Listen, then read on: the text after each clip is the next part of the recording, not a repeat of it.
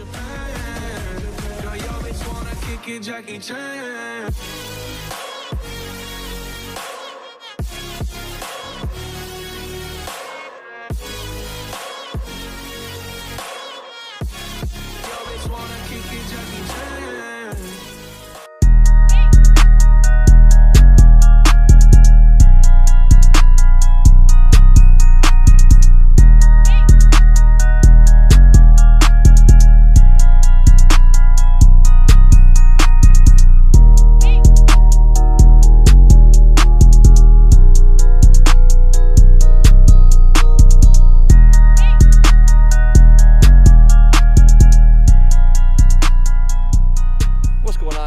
Thanks, I see you're back with another video. In this one, you guys are going to see me talk about and review this wonderful car back here.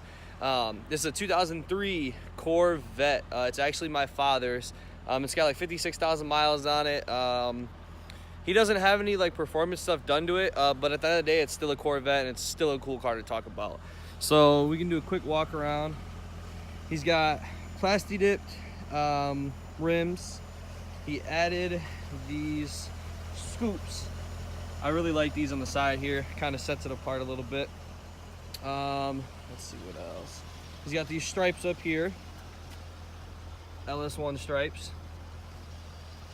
Down below, he's blacked out the turn signals. He also put some black marking in here in the Corvette area where the license plate goes. Front license plate would go. Tinted windows, dark windows. Side markers are also black. And if you come around to the rear of the car, these are also black. Oh, and it also, this is black, and it says Corvette, obviously, in black. So, I have never actually drove this car other than today for the first time. He's had this car probably, I want to say 2 or 3 years now, and I've actually never got the chance to drive it. And I just thought, you know, since I have this YouTube channel that's primarily about cars, this would be a great opportunity to drive this car and give my review and kind of my first impressions of the car. This car by far is the most horsepower I've ever driven in a car. I'm not sure the number. I want to say it's in the 400 somewhere. I came from a V6 Mustang that had like probably 210 rear wheel horsepower, and my EcoBoost probably has about 290 to the 270, 280, somewhere around there to the wheels. So this car definitely feels a little bit different just on driving it.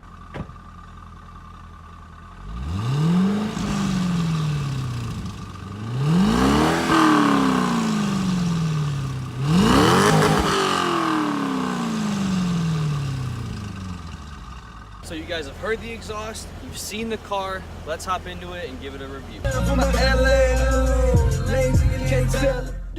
What's good, y'all? So we're back in the car. I'm gonna give you guys my honest first review of the car. Now I will say that I have drove this car before I'm actually filming this video. I drove it to this location to film the video, so yeah. Oh, I need to hop out and turn my GoPro on. Hold on.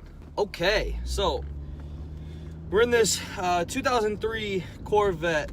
Like I said before, there's no performance mods that are done to this car, but this is still a legendary car, to say the least. Corvettes, Mustangs, Challengers, Chargers, all those cars they're American sports cars. This is maybe on the higher end of the American sports cars, but nonetheless, great car. Just on my first driving it, it is really heavy though. And all this, I'm gonna say this is in comparison to my EcoBoost Mustang. I know the EcoBoost front ends are very light, and a lot of people use them for track use for that reason. But it's really heavy. You can tell the car is really, really heavy. The steering is super tight. There's no adjustability to how tight you can have the steering. I think that's kind of a downfall for me. Another thing that's kind of cool about this car, it has a heads-up display. I feel like for a 2004, 2003, whatever this car is, it's really advanced in my opinion. I have a 2015, and it doesn't have the heads-up display, unfortunately. Let's get on it a little bit here.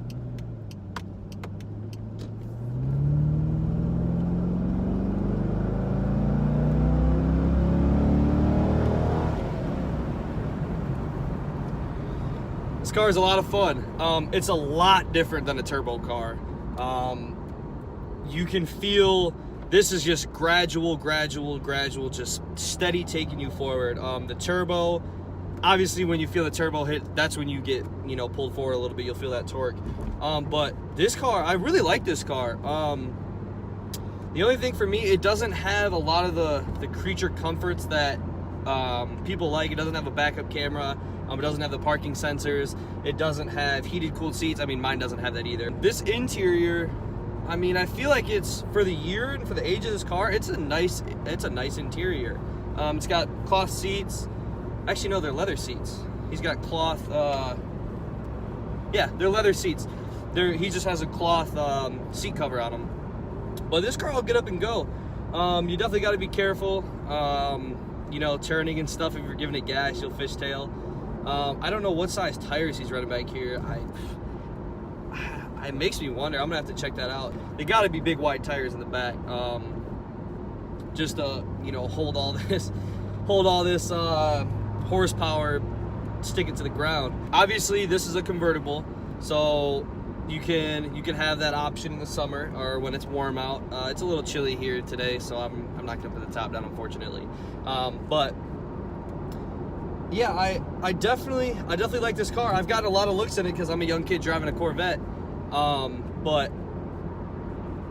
I would say it's similar to the amount of looks I get in my Mustang. But obviously a Corvette, you appeal to a different crowd of people. A lot of older guys have looked at me just in the couple hours that I've been driving this car. But I actually truly enjoy this car. It's definitely very fun.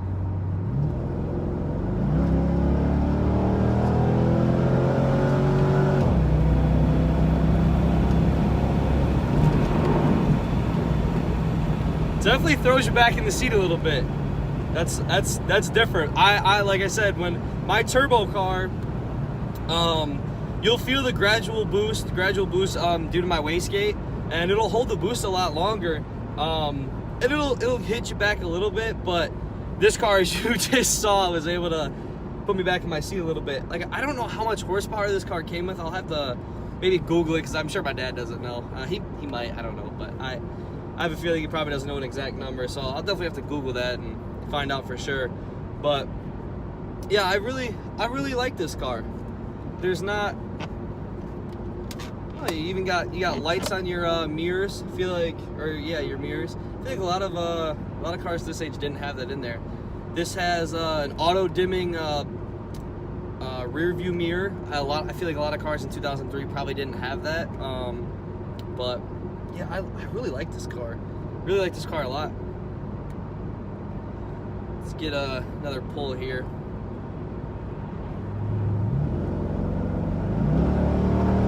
Woo! Woo!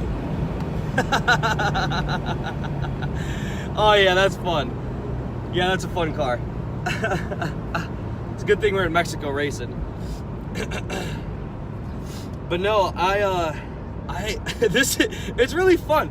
It's crazy, just how different cars. I mean, obviously superchargers and stuff and turbos and just regular naturally aspirated cars are all going to be different.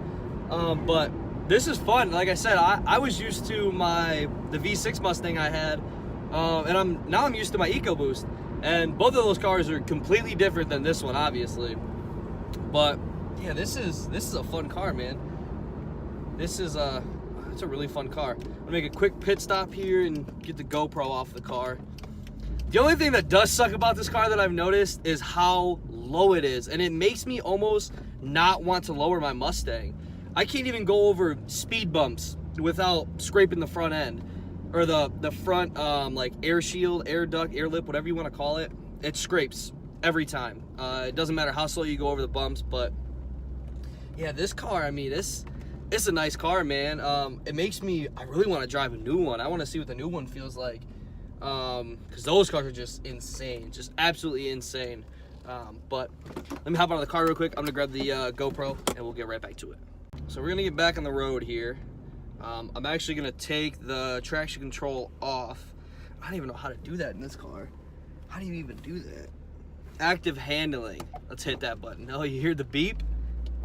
On, off, okay.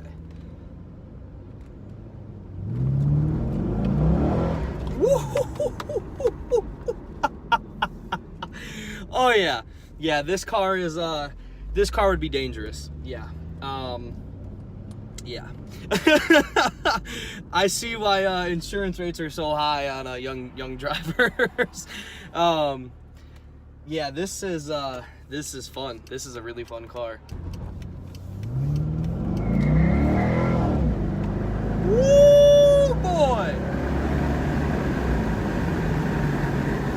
Yeah, let's get this window back up here. Man, that's, you know, I can do that in my my EcoBoost. The only issue is the turbo doesn't hit till you're at about, you know, 2,000, 2,500 RPMs. And this car, obviously, as soon as you hit the gas, you got power. Yeah, that's that's really fun. Oh my goodness. Let's get we're gonna try to get one more pull here. Just see, do maybe a 60 roll. It sounds really good. I really think he needs to get an exhaust for this to make this thing just absolutely scream. Because like I said, it sounds good from the factory. Everything on here is factory. There's no performance parts at all added to it. So.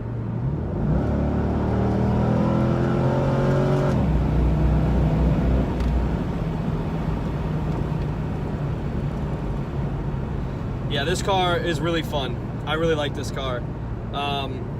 Would I buy it as my sports car? I don't know. I don't know if I would. That's just me personally. Like I said, I like the newer cars. He did get a pretty good deal from what I remember on this car. He got it in like 2016 or a couple years ago, whatever, 2 or 3 years ago. So it actually was a pretty good deal that he got on it. It only had, I think he had 23,000 miles when he bought it, maybe 30,000. I'm not exactly sure. Don't quote me on that. But I mean, for me, for a daily driver, I wouldn't want to have this. I have back seats in mine, even though the back seats really are not even usable. But the back seats are there if I did need to put somebody back there. I do have my dog, and unfortunately, I wouldn't want him only being able to ride in the front seat in this car with anybody else in it. Oh yeah, the handling is so different than my car. It's so heavy and tight, and just it feels a lot different. I mean, obviously it's a complete different car, but it just, to me, it feels a lot different. If I could get the way my car drives on this, maybe the feeling, if I could customize how tight the steering was, and also maybe just the heaviness. This car is so heavy.